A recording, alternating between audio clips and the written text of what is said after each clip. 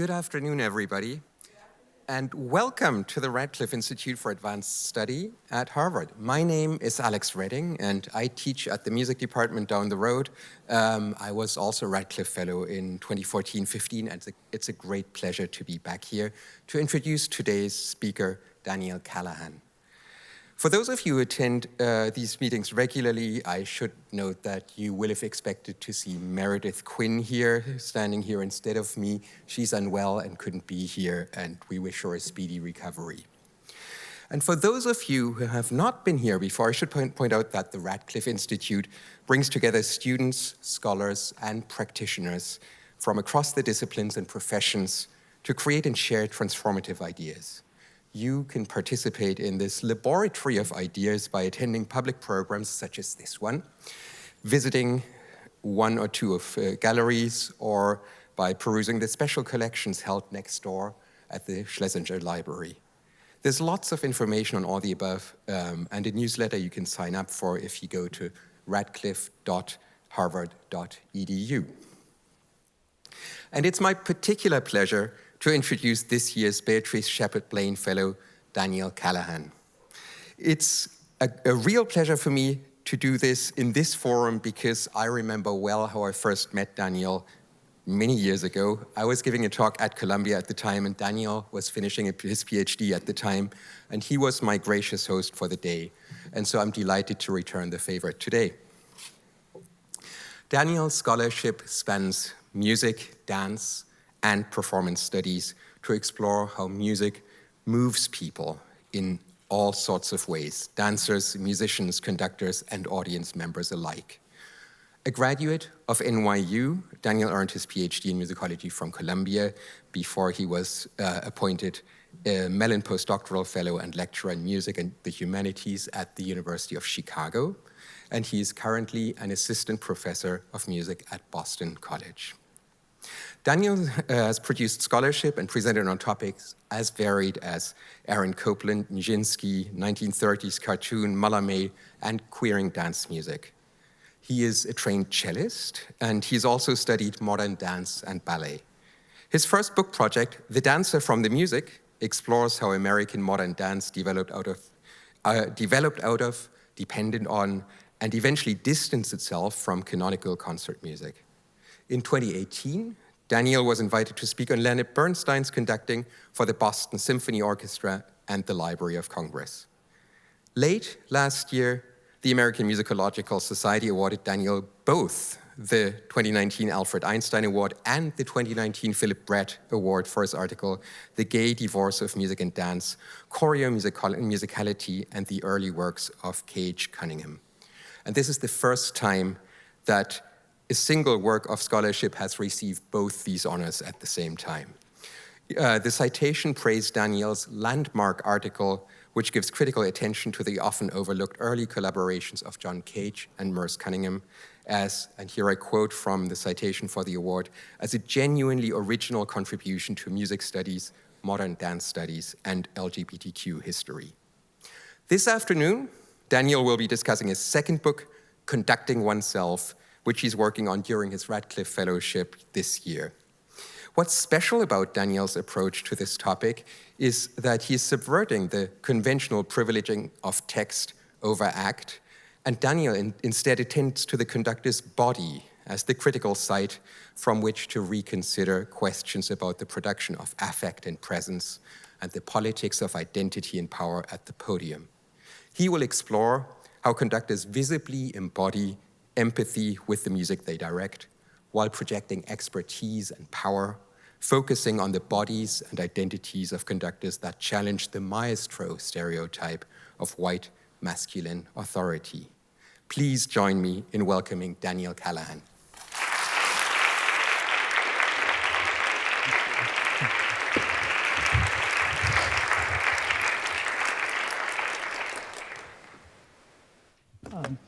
Thank you so much, Alex. Can you hear me okay with the head mic? I feel like Madonna in the Blonde Ambition tour. That was a very generous introduction, and it's a real honor to be introduced by someone whose work I read and respect. He just wrote a book on Beethoven's Ninth Symphony that's not boring and actually says something new. I want to thank all of you for coming out today. It has been an honor and a privilege beyond words to have this opportunity here at the Radcliffe Institute and to share my work with you today and expose it to a wider audience. I want to sincerely thank everyone here at the Institute for Advanced Study for creating such a supportive and interdisciplinary community. Thank you, Dean Tamiko Brown-Nagin, Meredith Quinn, Sharon Bromberg-Lynn, Rebecca Haley, Eva-Lisa Strada, Diana Carey, Jess Yu, and the amazing AV team in the back of the room, Alex Schmidt and Patrick Egan, thank you. And working away in Byerly Hall while I speak, Margarita Borge.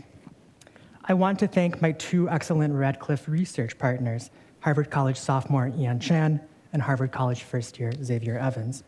Most of all, I want to thank my fellow fellows. I am in awe of all of you for the way you share complex ideas so passionately and graciously, especially to those outside of your own discipline, for the way you have modeled being engaged not only in your own work, but also in the world, and for the way you have made me feel valued as a scholar and a friend. Thank you.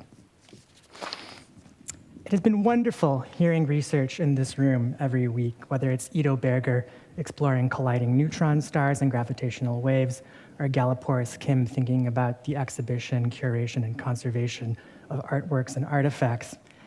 Decades ago, before there were fellows talk in this beautiful, beautiful room, this was the gymnasium of Radcliffe College. To make things confusing, it was called the Hemingway Gymnasium, which is now the law school gym across Mass Ave. The building was completed in 1898, right as Gertrude Stein was getting her BA. In 1900, Annie Jackson was chosen the captain of the first varsity team for female basketball, and the sport gained popularity. And over the decade, there was a lot of Radcliffe-Smith College rivalry in this room. So you might imagine somewhere in front of me later, Adrian Rich doing jumping jacks, perhaps behind you where the projector is Ursula Le Guin shooting a three-pointer. This was also the space where the Radcliffe dance group met, which is particularly interesting to me as someone who studies in the way that bodies move. 1940 Radcliffe yearbook. In my own work as a musicologist and dance scholar, as Alex said, I explore how music moves people.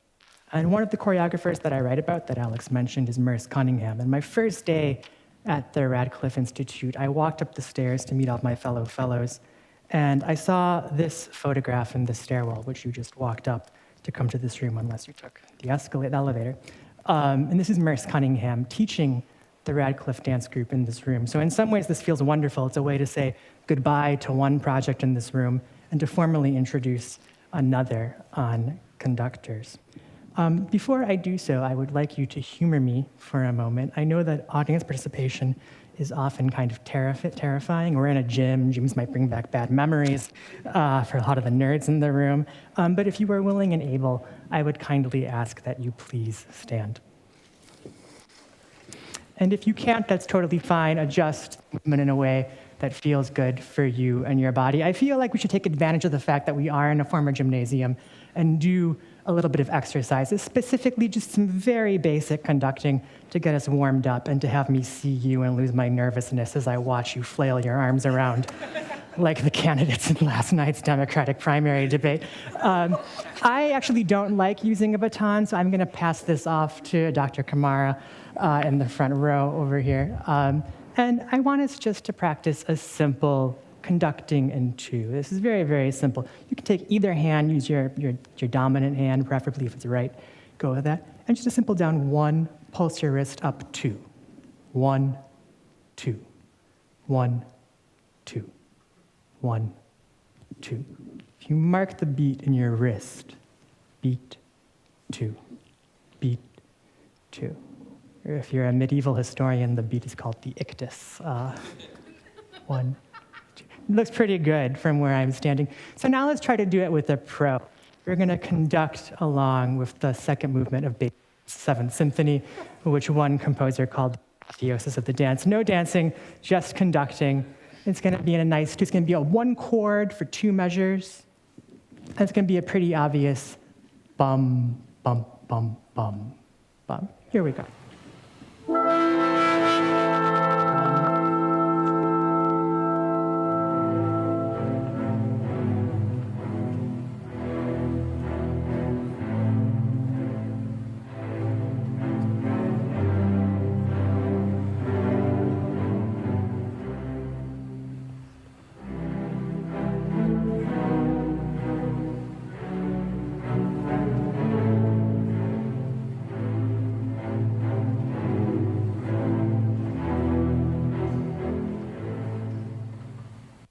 Now, I should note that I am not a professional conductor. I have no degrees in conducting. I basically have no idea what I'm doing. This is basically what I do on a Friday night. But from up here, that looks pretty good. So I think there are actual conductors in the room. I can tell by just looking at them and seeing the way they mark their ictus, their icti. This we're going to conduct now in 4. So if you start up here, around your chin maybe we'll say, you go down for 1, cross your body for 2, go out for 3, in and up 4. 1, 2, 3, 4. 1, 2, 3, 4. 1, 2, 3, 4. No guilt, no shame. 4. It looks great. 1, 2, 3, 4. We're ready. Let's do this. This is the finale of Tchaikovsky's 4th Symphony. Roderick Cox conducting the Minnesota Orchestra. It's going to be a little bit faster, but you can handle it. So just get ready. And try not to hit your neighbor. I don't want any liability things happening. Here we go. 1, 2, 3, 4. 1, 2, 3, 4. 1.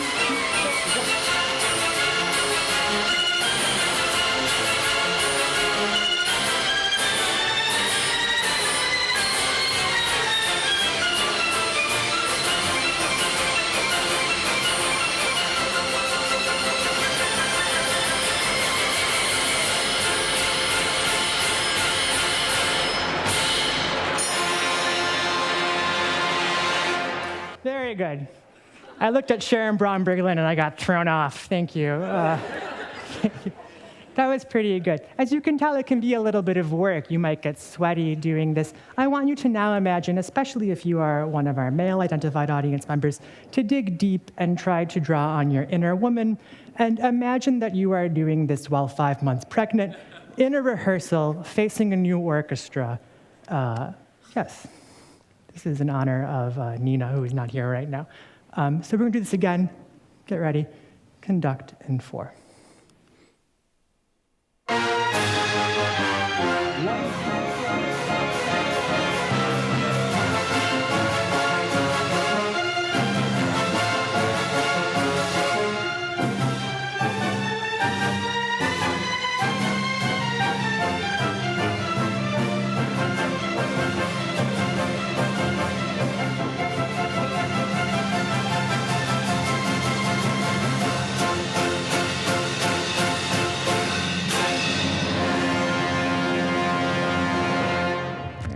Sit down, please.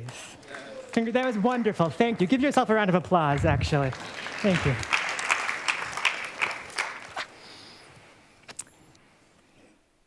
Perhaps you, like me, were fascinated while trying to keep time by Mirka Grazinyte-Tyla's body. Perhaps you felt inspired by Roderick Cox sweating and really kind of working the finale of Tchaikovsky's 4th Symphony. And it's the bodies of conductors that kind of interest me. And I want you to ask yourself some questions right now. How did you feel while watching and listening? How did you feel conducting along? Did you identify with the conductor, with the orchestra, with the music? Did you feel powerful? If you were sitting in a concert hall silent and immobile, would you feel powerful? A lot of my own work has been inspired by an essay that I read when I was in high school. I was that much of a nerd, called On a Lesbian Relationship with Music by a musicologist named Suzanne Cusick, who talks about what it means to identify with music and the various types of kind of power relations that we might see in this identification. I highly recommend the essay to all of you. And later, as an undergrad, I had the chance to study with Suzanne, and one of the books we read was another book that I highly recommend, Musicking by Christopher Small. And there's a fairly long passage in Small that I want to actually read. I hate text on the screen, but that's too bad. Here it is. For in the end, the conductor's function is not just the physical coordination of the orchestra and the production of an interpretation. It also lies in his heroic stature as focus for the imagination of those who sit in the audience. His role is that of the powerful and dependable autocrat who will lead the orchestra and the listeners safely through the tensions and conflicts of the symphonic work to the final resolution and cadence. His presence gives meaning to those conflicts and to their resolution in terms that apparently make sense to members of the modern industrial middle classes and in a way in which no orchestra without him could do it. He is the incarnation of power in the modern sense and represents the image of what all of us dream at times of doing and what many in our time have tried to do in the field of social and political action, to resolve conflicts once and for all through the exercise of unlimited power. It is no wonder that a symphony concert is such a pleasurable ritual, at least for some. The conductor's body has long been a source of fascination for performance-going audiences, if not traditionally for text-focused musicologists and sound-focused music critics. Gesticulating in front of an immobile audience and mainly seated musicians, the conductor reminds us that the word orchestra derives from the Greek for dancing place. Consider the image of Leonard Bernstein. The visual of Bernstein's body in musical ecstasy while conducting Mahler promises potential audience members an equally satisfying aural experience. When told that Mahler's unfinished 10th Symphony had been edited for performance, Leonard Bernstein replied, "I have one question. Will it give me an orgasm?" The images of conductors are used to sell classical music, both as experience and as product. Anecdotes about conductors who wield an inordinate amount of executive power, who have been and principally remain white men, often center on their bodies and sexuality. Most musicologists can recount that composer-dancer Jean-Baptiste Lully conducted for Louis XIV in a pre-baton age, but rather a baton, a large staff, you struck against the floor, until one day Lully struck his foot. He developed gangrene, and refusing amputation as he would never be able to dance again, he loved dancing, he died. When conductors make news today, it is often because of their lives off the podium. Over the past decade, readers of the New York Times and Boston Globe learned of James Levine's health issues: sciatica, spinal fracture, torn rotator cuff, adjustment to a motorized wheelchair, and Parkinson's. In late 2017 and early 2018, international news outlets broadcasted the long history of allegations that Levine sexually abused vulnerable young musicians, men. More than ever before, audiences and musicians today are questioning received wisdom about the conductor's role and power. People are beginning to realize, I think, that we must disenthrall ourselves from the idea of conductors that many audiences have long held. My project explores the bodies, identities, and repertoire of conductors and how these produce, legitimate, and limit their movements, both on the podium and off, from conservatories to coveted positions. Despite its visibility, the conductor's body is often ignored by critics and scholars alike, a topic relegated to anecdote, biographies, and practical manuals for conservatory students and armchair aficionados. This is my mother's armchair baton. Thank you, Mom. Gunther Schuller's The Complete Conductor, the only single-author monograph on a university press covering the history and aesthetics of conducting, presents a scorched earth view of conductors who fail to, quote, honor the basic premise that the score is a precious, unique, and sacred document, which in essence should be relied on for all information it can yield. Focused on a performer's fidelity to the score, Schuller places the conductor's body well beyond the scope of his study. It's actually in a footnote on page 49, footnote 47, quote, "I am well aware of the fact that the eyes, the facial expression, indeed the whole demeanor of the body are important, even crucial expressive elements of the art of conducting. However, they are beyond the scope of this discussion, being far too personal, too subtle, too diverse to permit any coherent generalizations or suggestions," end quote. Hundreds of pages later, the book is a doorstop, conductors seem little more than the hands of automata, tasked with the score's realization, their bodies and identities inconsequential, like the pair of disembodied hands on the book's cover. Conductors practice what Roland Barthes theorized, quote, a muscular music, in which the body itself must transcribe what it reads. It is the scripter, not the receiver, end quote. They perform a dance-like corporeal scripting of the orchestral score before them, literally orchesographie, or dance notation, the title of a 1589 treatise that laid out step-for-note relationships between dances and music. In the mid-18th century, that word, orchesographie, morphed into choreography, which only took on its current meaning and its verb form choreograph in the first half of the 20th century with the advent of modernist ballet and dance in the United States. Like choreography, my research depends on both written and embodied knowledge. The project examines how orchestra conductors have choreographed their bodies and identities, both on stage and off, over the past century. This balancing act, showing your empathy but also your expertise, has belonged, as Alex introduced, to the idea of the maestro. So you have this idea of choreography and the choreography of specifically the maestro, a word that encapsulates the Eurocentric and patriarchal culture of classical music. Orchestras maintain that conductors are meritocratically appointed based on the sound they produce, not on their appearance, even as they sell all of those records.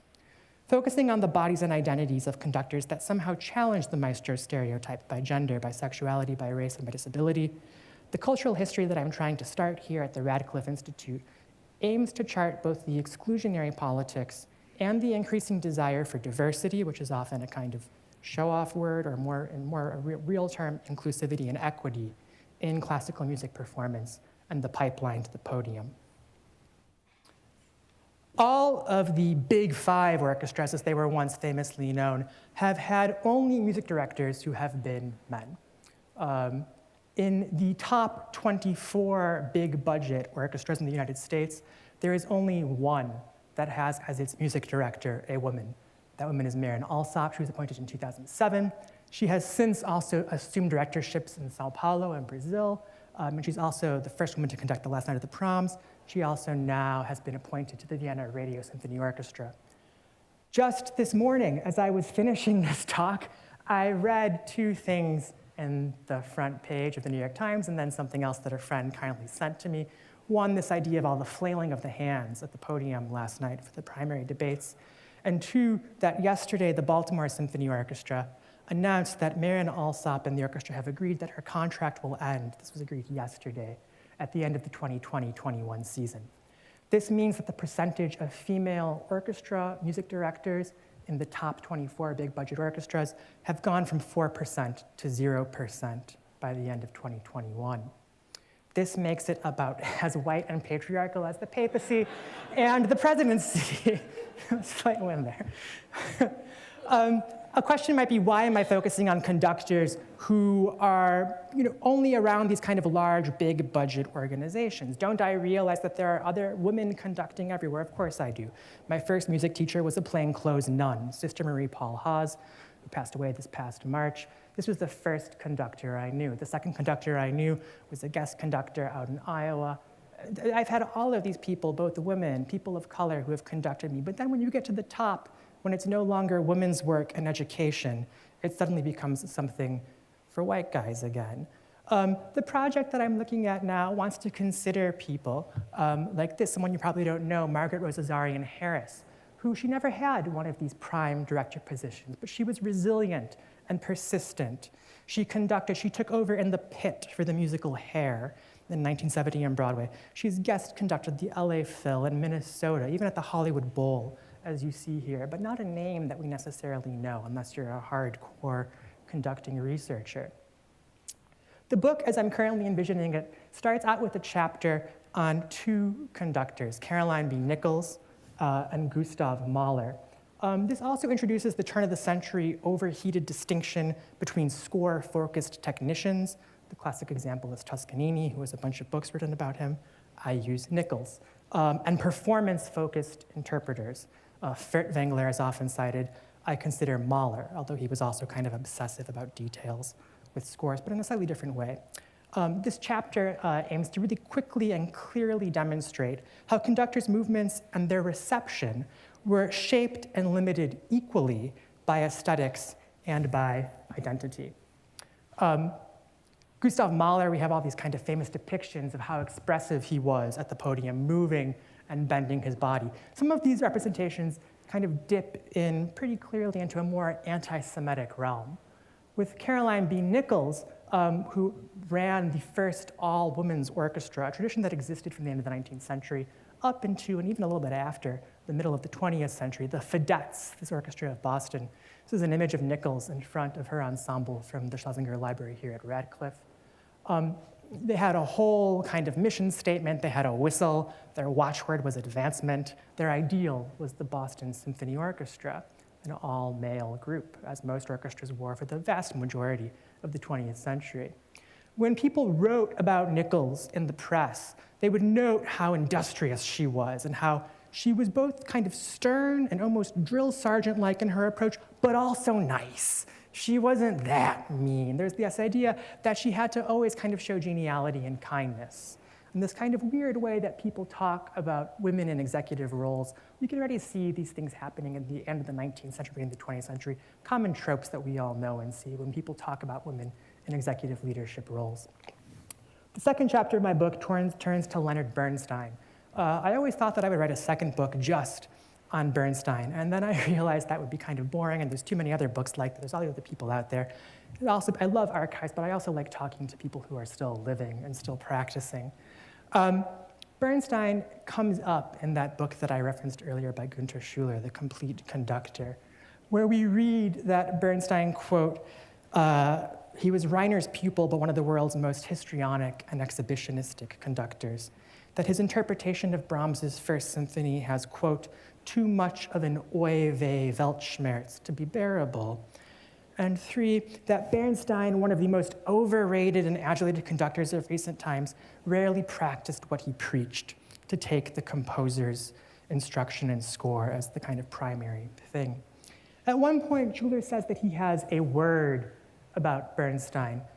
It's actually over 500 words and a page-conquering footnote, which includes mention of Bernstein's ego-driven distortions, exaggerations, and podium histrionics, his ignorings of the composer's texts, his drinking, his outrageous behavior, his pursuit of the trendy and chic, his bisexuality, a life of frustrations and non-fulfillments. Bernstein had very little discipline and no shame. He seemingly needed to be loved passionately by millions of music lovers. Bernstein's podium antics and athletic exhibitionism, wonderful for audiences and television, give the lie to the myth that he actually followed this idea of putting the score first. Now, it's clear that Schuler has something with Bernstein, who he worked with, who he knew that kind of rubs him the wrong way. He refers to Bernstein as bisexual. In my own work, I refer to Bernstein as homosexual. This is a letter to him from his fiancée, then wife, when she writes in either 1951 or 52, quote, "You are a homosexual and may never change. You don't admit to the possibility of a double life, but if your peace of mind, your health, your whole nervous system depends on a certain sexual pattern, what can you do?" Now, it's interesting to see how this has and has not shaded Bernstein's reception and history that's been written about him. When Bernstein was here at Harvard as an undergraduate, he met the conductor Dmitri Mitropoulos. I'll show you some photos of Mitropoulos shortly. And Bernstein was amazed by the way that Mitropoulos used his entire body on the podium. The man was famous, as Bernstein would be later, for jumping up and down. For a creative writing course here at Harvard, Bernstein wrote a short story called The Occult, in which it's a very thinly veiled autobiographical account of a young man. In the story, the man's name is not Leonard or Lenny, but Carl with a K, and this conductor named not Dmitri, but Eros Mavro, E-R-O-S. Exchanging letters, at one point we read in the letters, "I want you. I dared not believe it before. Come to me." Over Christmas break, Leonard Bernstein traveled from Harvard out to Minneapolis, where Mitropoulos was working with the Minnesota Symphony. Came back. There was some promise of Mitropoulos perhaps getting a position. It never happened. This is the kind of thing that, of course, would not pass muster today in the era of Me Too and the era of kind of more awareness. There was this kind of lifelong respect and love, for the most part, between Mitropoulos and Bernstein. It's a very difficult thing to research and write about. What is easier to write about is to note how Mitropoulos' style on the podium affected Bernstein's style on the podium. Here we can see Mitropoulos in action, a lot of kind of athletic stance, kind of getting in to the knees, and also jumping, lots of jumping. From Mitropoulos, Bernstein seemed to learn this full-bodied thing. He would eventually get the nickname Leaping Lenny. His official conductor, when he started after Harvard at the Curtis Institute of Music in Philadelphia, was Fritz Reiner. His kind of unofficial conducting mentor, real mentor, was Serge Koussevitzky, who ran what is now the Tanglewood Institute out west in the Berkshires, and was the conductor here of the Boston Symphony Orchestra. There's all these great letters of Radcliffe students going to see Kusi conduct and how much they love him and want to emulate that own style in their own music here on campus. The chorus of Radcliffe and Harvard would sing regularly with the BSO across the river at Symphony Hall. Bernstein got his big break when he was an assistant conductor at the New York Phil, and Bruno Walter fell ill. He was a last-minute replacement. It's kind of one of these all-about-Eve moments. And the press focused on Bernstein's body in this first kind of big review. They talk about how he conducted without a baton, justifying this by his instinctively expressive use of his hands and a bodily plastic, which, if not always conservative, was to the point alive and expressive of the music, and so understood by the players. Greater reserve will come later. It would be ominous if Mr. Bernstein had it now. Reserve didn't really come later. This phrase, bodily plastic, is one that we might not recognize. It actually refers back to an early 20th century dance and movement practice, danse plastique, movement plastique, which was practiced among Eurythmics dancers. It was very popular in women's schools and gymnasiums. This is at Peabody down in Baltimore, and this is a kind of forced comparison with Bernstein's arm. But you can see Isadora Duncan. There is this kind of loose kind of bodiliness to Bernstein on the podium, that bodily plastic. People would keep talking about Bernstein as being choreographed, and this being a bad thing. 1947, quote, his gestures are chorabantic choreographies. They include the miming of facial gestures of uncontrollable states. Bernstein is the most choreographic of all contemporary conductors, 1967. Harold Schonberg, who really did not like Bernstein. Schonberg again, quote, he rose vertically into the air, a la Nijinsky, and hovered there a good 15 seconds by the clock. So there's Nijinsky and there's Bernstein. In this way, we might see, as Bernstein got older, his kind of movement vocabulary became more expressive and more wild. It took up more of the kinesphere around him. This is the exact opposite of Gustav Mahler, who over time became more reserved in his gestures as he got older and kind of more tired. I want us to think about how Bernstein talks about this relationship with the orchestra. And so here's a clip from a documentary called The Love for Three Oranges. And I want you to listen to Bernstein's word. They're said over the opening of Mahler's Adagietto from the Fifth Symphony by Mahler, whom Bernstein loved and championed. There is a kind of closeness that can be developed with members of an orchestra.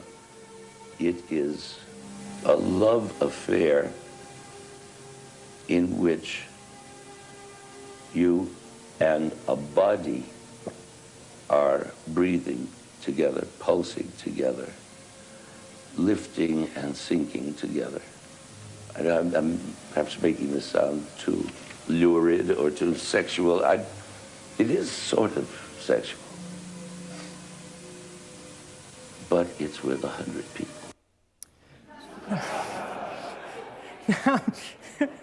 He's clearly playing with this a little bit and being a bad boy.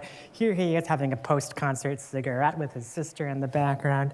But there was also this kind of very serious way that Bernstein thought about this relationship, and he actually talked about it on TV in an omnibus special that he then published in a book of his writings, one of many books of his writings, called The Joy of Music. And he writes, the conductor must make the orchestra love the music as he loves it. It is not so much imposing his will on them like a dictator. It is more like projecting his feelings around him so that they reach the last man in the second violin section. And when this happens, when 100 men share his feelings exactly simultaneously, responding as one to each rise and fall of the music, to each point of arrival and departure, to each little pulse, then there is a human identity of feeling that has no equal elsewhere. It's the closest thing I know to love itself. On this current of love, the conductor can communicate at the deepest levels with his players, and ultimately with his audience, end quote. And this idea about kind of sharing joy has become kind of hackneyed in present society, you know, does it spark joy? No, throw it out. But this is actually a very, very serious idea, and in broad outline, this is similar to one of my favorite essays by a non-musician that of Audre Lorde, who writes in her essay from 1978, The Uses of the Erotic as Power, quote, "The power of the erotic comes from sharing deeply any pursuit with another person. The sharing of joy, whether physical, emotional, psychic, or intellectual, forms a bridge between the sharers. The erotic offers the open and fearless underlining of my capacity for joy and the way my body stretches to music and opens into response, hearkening to its deepest rhythms. So every level upon which I sense also opens to the erotically satisfying experience," unquote. It was this that we might kind of keep in the back of our mind as we look at some of these kind of crazy, to us maybe at first seeming images of Bernstein here conducting the finale of Mahler's Third Symphony, Second Symphony, here at Tanglewood, the same thing, this kind of explosiveness. And Mahler would be one place to go to. I want to go instead to Tchaikovsky, who Bernstein also conducted a lot of. We're going to go back to Tchaikovsky 4, which we conducted together earlier here today. First, some quotes about Bernstein conducting Tchaikovsky's Sixth Symphony. This is by Martin Bernheimer. Bernstein was, quote, "shrugging, jumping, sighing, soaring, gushing, crouching, rocking, rolling, bounding, bobbing, leaping, jiggling, stabbing, hunching, bumping, grinding, and grunting," wrote Martin Bernheimer. He continues, there was a fire alarm that went off in the middle of the Sixth Symphony, and Bernheimer continues his review. "A managerial spokesperson refused to confirm any connection between the potential conflagration and the flamboyant performance by the would-be Logan on the podium. Nevertheless, this was an undeniably, uniquely flamboyant performance." He continues, "Emoting above and beyond any call, Bernstein acted out a series of virtuosic charades. He wiggled in moments of agitation as if he were auditioning for the next Twyla Tharp extravaganza." Now, these movements, I contend, are often kind of expressive of the actual meaning and the interpretation that Bernstein is bringing to the score. This doesn't seem like a big stretch of an argument, but it's worth noting. I kind of want to draw attention to the way that Bernstein moves his body. This is a clip from the first ever Young People's Concert, which was broadcast weekly for over a decade, in which Bernstein is talking about what does music mean. And he's explaining the first movement of Tchaikovsky's Fourth Symphony to a group of young people. I want to listen to this, and then we're going to watch him conduct the same passage. By saying that it has the feeling of wanting something very badly that you can't have.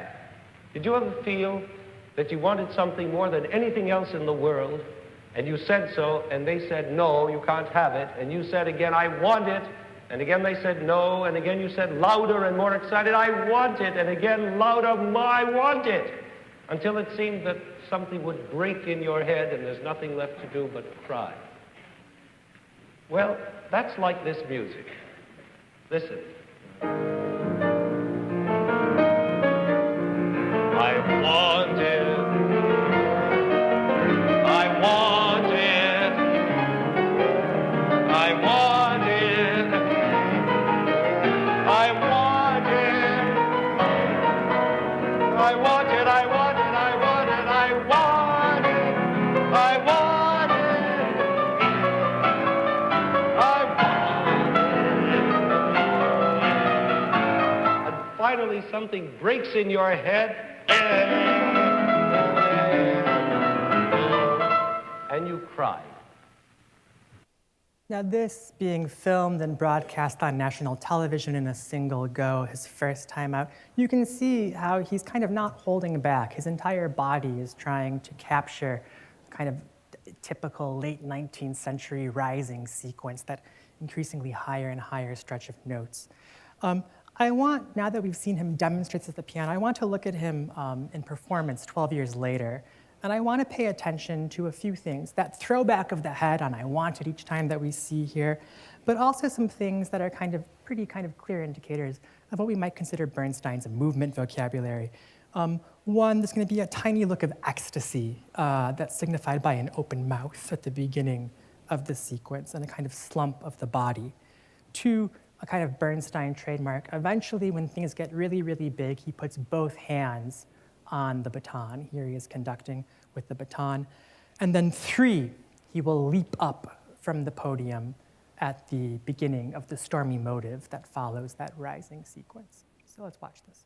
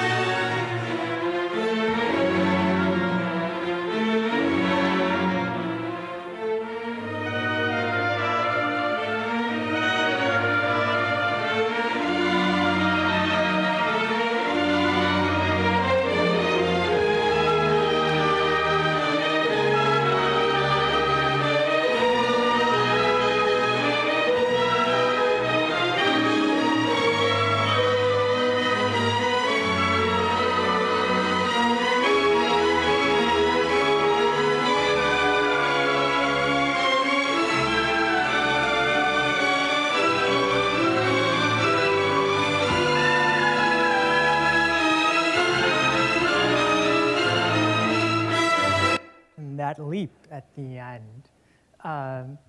Now, you might think this is being done partly for show. Bernstein, after all, kind of grew up as a conductor on camera. There's a very interesting quote from Orrin O'Brien, which she was the first female in the orchestra who played bass. And she writes, quote, "From the audience," or she says, "as an usher at Carnegie Hall, I found it difficult to take some of Bernstein's gyrations and dancing around the podium. But then, upon joining the orchestra as a bassist in 1966, she realized, quote, his movements weren't put on for the audience's benefit. He was simply living music that he believed in so deeply." Now, a lot of people talk about Bernstein as being spontaneous, as if he gets up there and he knows the score and he improvises all of this stuff. But it's actually very tightly choreographed. This is something that I've been kind of surprised hasn't been talked about or noted as much before. We wouldn't expect a pianist to get on stage and to play something really, really difficult, like Martha Argerich playing Prokofiev's Third Piano Concerto. She's not going to change the fingerings. Now, while a conductor doesn't have to produce the sound by his movements, he still has to kind of cue the sound and embody it. And it is surprising how clearly connected Bernstein's movements are from one performance to another, sometimes across many years, sometimes across over a decade. As a first example, a quick one, I want to take a look at the end of part 1 of The Rite of Spring. This is Bernstein conducting in 1966 and in 1972. Once I was giving some of the materials a talk, and someone said, you should really do a split screen of these things. I want to thank my research assistant, Chan, for putting this together as a split screen for me just this past week. So you can see 66 on the left, 72 on the right.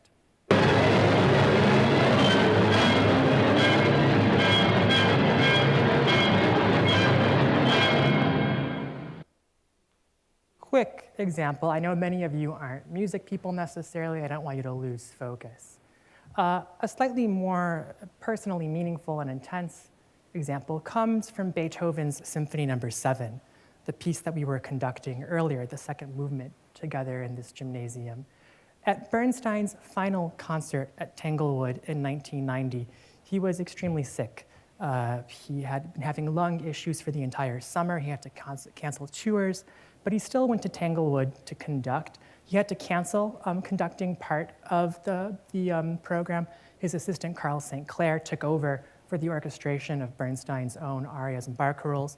But the concert ended with Bernstein conducting Beethoven's Seventh Symphony, a piece he knew very well. He prepared it for his audition at Curtis. It was the piece that he conducted at his premiere with the New York Philharmonic as music director. It was a piece that he knew quite well. There were oxygen tanks lined up backstage. This would be his final time conducting in August 1990. Now, interestingly, there has long been available a commercial audio recording of this concert of Bernstein conducting. There has never been video footage. At the Boston Symphony Orchestra archives, Bridget Carr, who's the archivist there, was very kind enough to point out to me that there were these U-matic tapes that supposedly had footage of clips of this final performance, and would I want them digitized? And I screamed yes, and then wrote many, many emails. So what we're going to look at now is first Bernstein conducting in 1978. This is the beginning of the fourth movement. You're going to see him do this kind of elbow punching dance, like someone from the city imagining a dance in the country. We're going to watch this.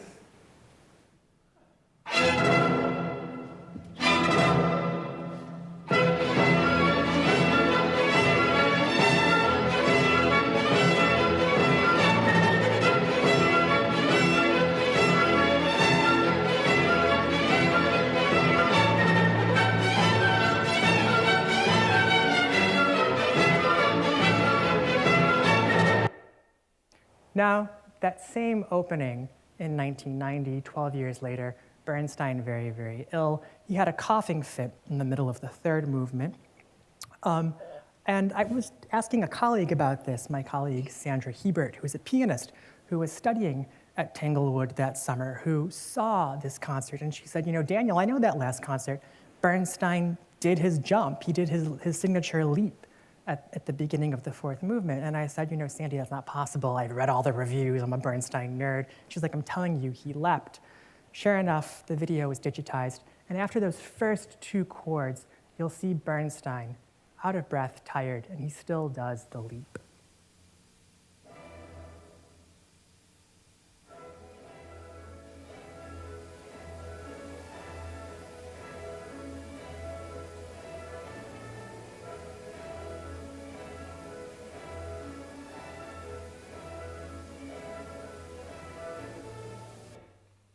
I want to now jump to the end of the 4th movement, the final measures that Bernstein ever conducted in 1990. We're going to watch them first with the Vienna Philharmonic in '78, like before, and then again with the Boston Symphony Orchestra at Tanglewood in August 1990.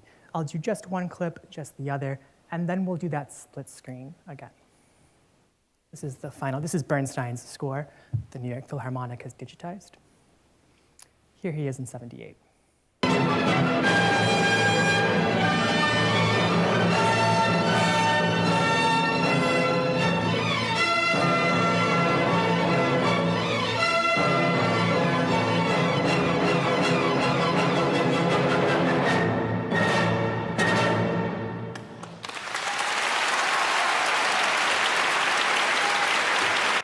You'll notice those final 3 big concluding chords. It goes here, up, down, and then up, down. You're going to see that again, then again in split screen right after it.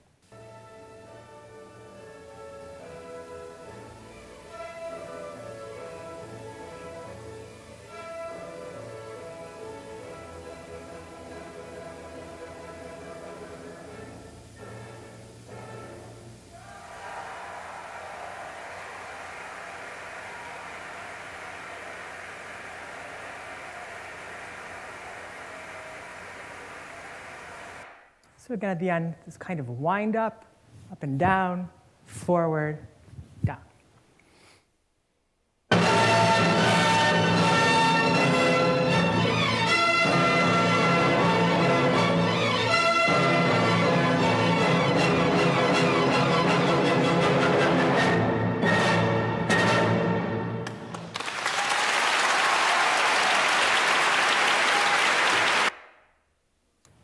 Though physically exhausted and less than 2 months away from his death on October 14th, 1990, Bernstein conducted Beethoven's 7th Symphony that August afternoon with the same choreography he had been using for decades, one that left him breathless. Like the dancers with whom he had personal and professional relationships throughout his career, like any musician, Bernstein relied on muscle memory he had long internalized after numerous rehearsals and performances over decades. And this is only the first 2 chapters of the book, and this is the part that I kind of know best. I'm kind of experimenting with what I want to write about and who I want to write about, how I want to write about it for the majority of the project. But there are 2 conductors that I know that I want to talk about. Those 2 are James DePriest and Marin Alsop. James DePriest was introduced by Leonard Bernstein to a national televised audience in 1966, where he conducted the New York Philharmonic.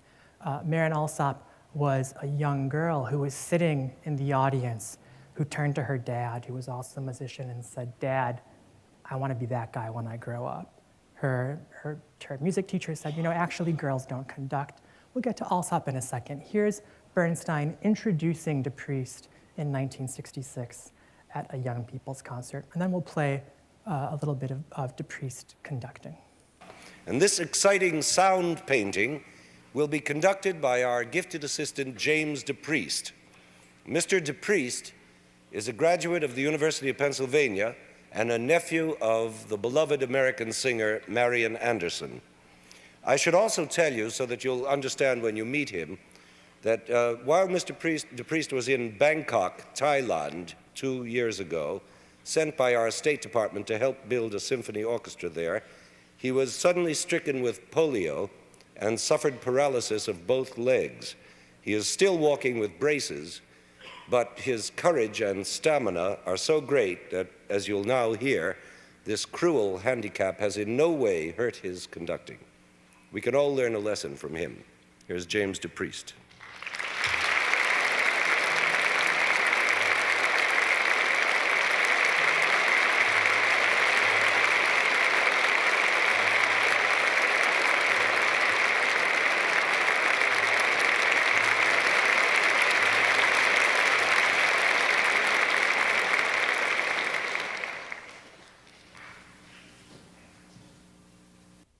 I'm gonna jump ahead to a better clip.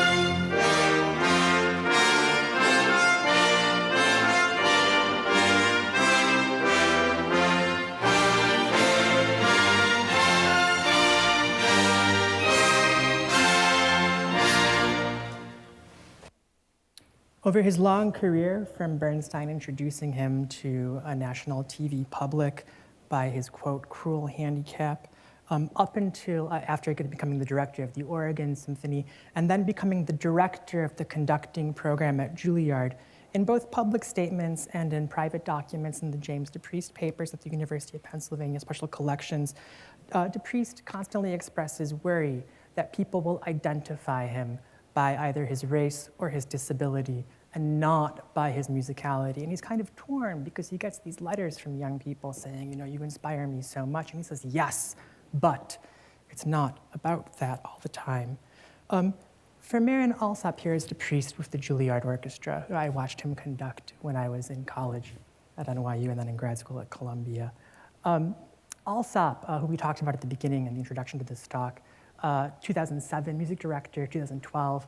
Just yesterday, she announces that 2021 is her final season with the orchestra. Alsop has started a conducting fellowship program for women. She offers master classes around the world. And it's interesting to hear Alsop talk about women and gesture. It seems very, very important and kind of obvious, and sometimes it might strike some younger people as perhaps not kind of out there enough. Here she is in 2 clips giving a kind of filmed masterclass about women and the gestures of conducting. Here's the first of these 2 clips.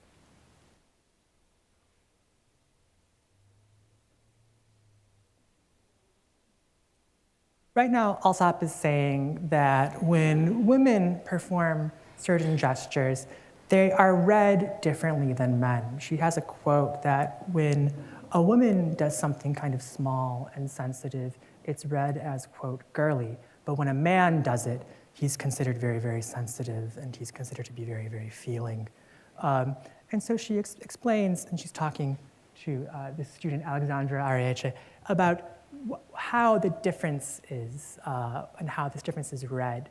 In the next clip, we actually have the student conducting the opening of the 2nd movement from Beethoven's 7th Symphony, which we all conducted together here. Hopefully we have sound on this one. Let's see.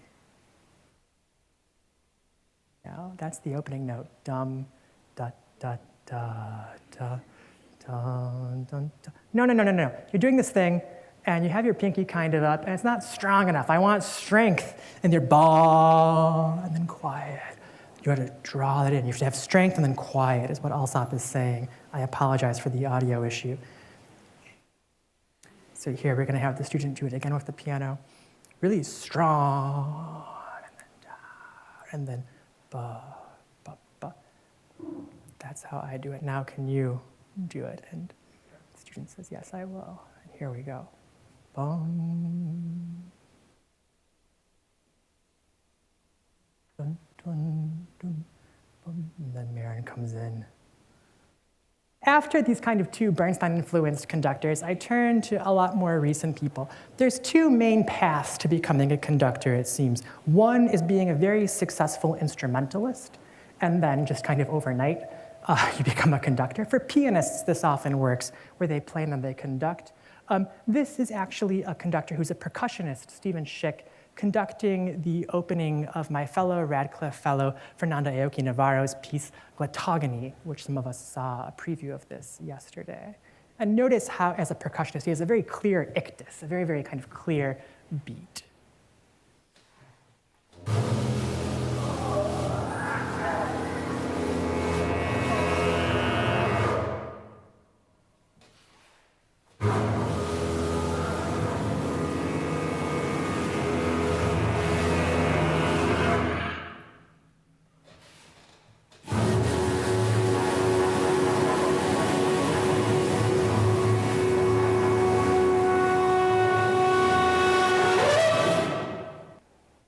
Very, very, very clear.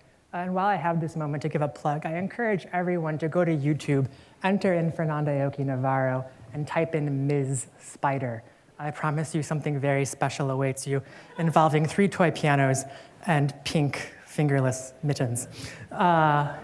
Another kind of instrumentalist who's gotten a lot of press in the past 2 years, Barbara Hannigan. Unusual in that she's a singer who became a conductor. She kind of made her debut as a conductor and singer at the same time, doing a piece by Ligeti and multiple kind of performances, some of which were filmed.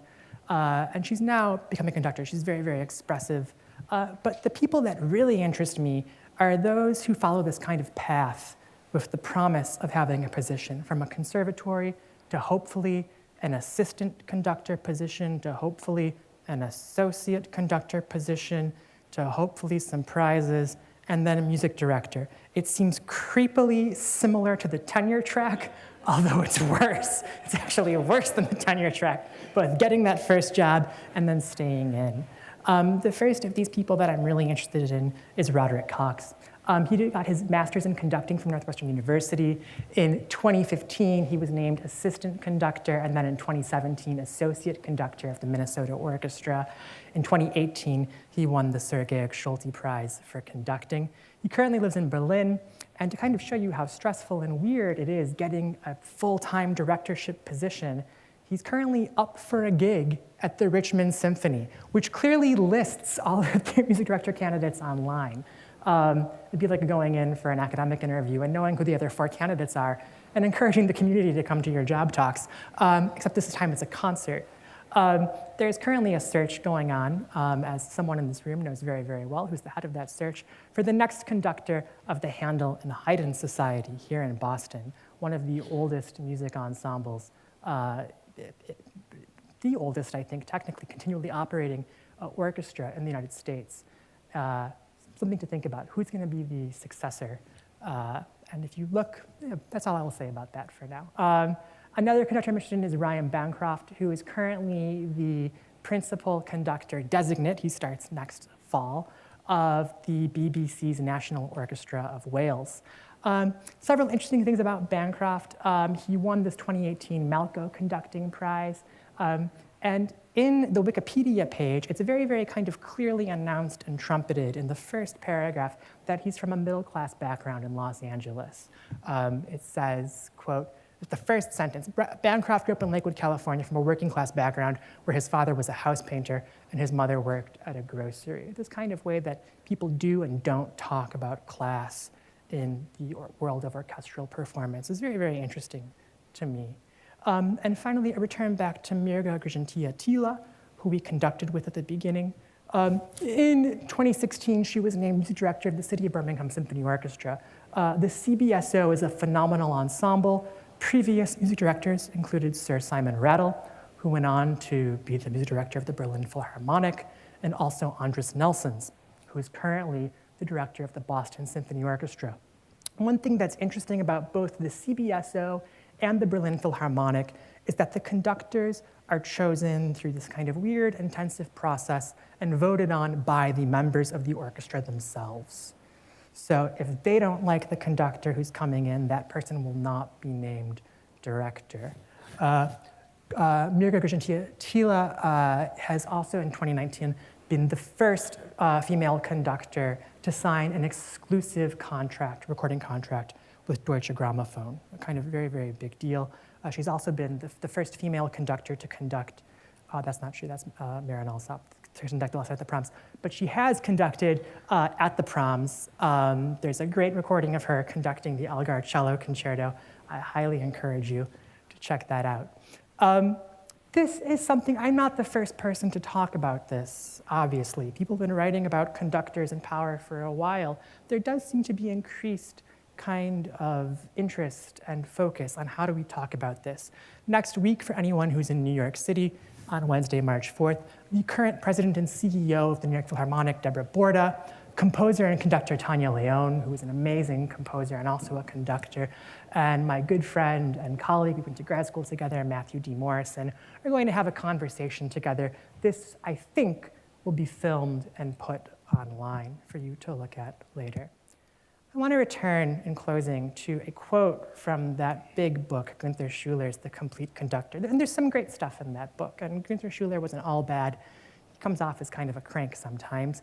But he writes early in that book, quote, "We are in a profound and virtually inescapable sense prisoners of our bodies."